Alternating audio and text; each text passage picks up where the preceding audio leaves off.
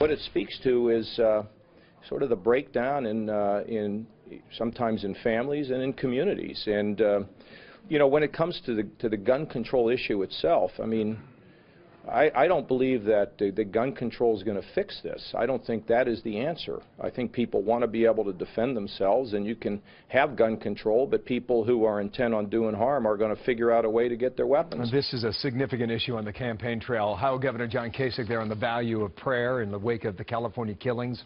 He also says he has no doubts about the motive for the massacre.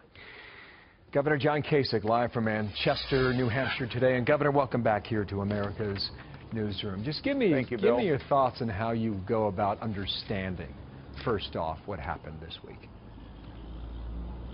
Well, I think it was a terrorism act. I think that this had been plotted for a significant period of time. And Bill, what you get concerned about here is it's all about intel. You know, it's about intel all across our country and really worldwide.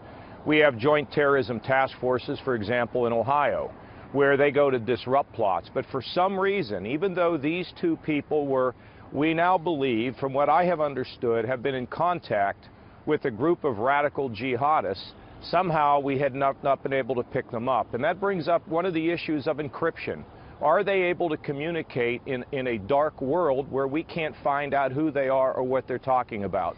And this is something we have to work aggressively on with the technology companies, the government. We have to be able to pick up these kinds of plans, because the way you deal with them is to disrupt them at the very beginning. Okay, now I know you believe in prayer, and you talked about that yesterday, and we just played a little clip there about gun control. Do you also believe some gun laws should be changed?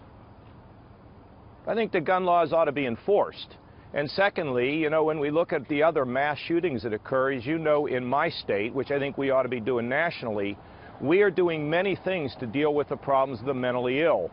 We have emergency beds so that when people can harm themselves or others, there's a place for them to go. We've devoted a significant number of resources to the issue of mental illness. But there's one other thing, Bill, and that is when you look at some of these mass shootings, particularly when you look at the moms of these kids, they seem to have been isolated. They seem to be alone. And you wonder, where is the rest of the family? Where are the neighbors? Where are the neighborhoods? So we tend to focus on the guns. But what we have to focus on is the deeper societal issue of alienation, both within families and neighborhoods and in our communities. That's the tougher thing to address. But to me, we need to focus on that as well. Let's get back to politics, too. A new poll out this morning, CNN has Donald Trump increasing his lead.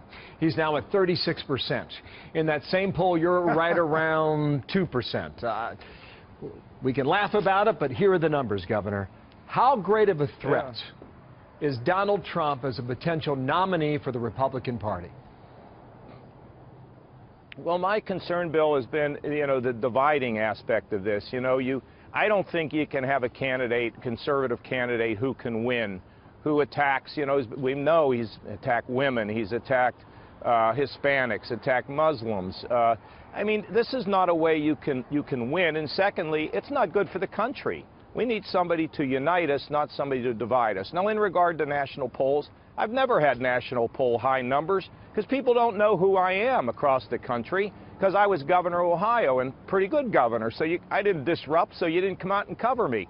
But the game is going to be finally played out right here. Behind me is our bus. We're in New Hampshire, where you do it right in the town halls, where neighbors look at you. And you've spent a lot of time in that state. I know you have. There's a super PAC that backs you. I have. And I know the rules say you don't have contact with them.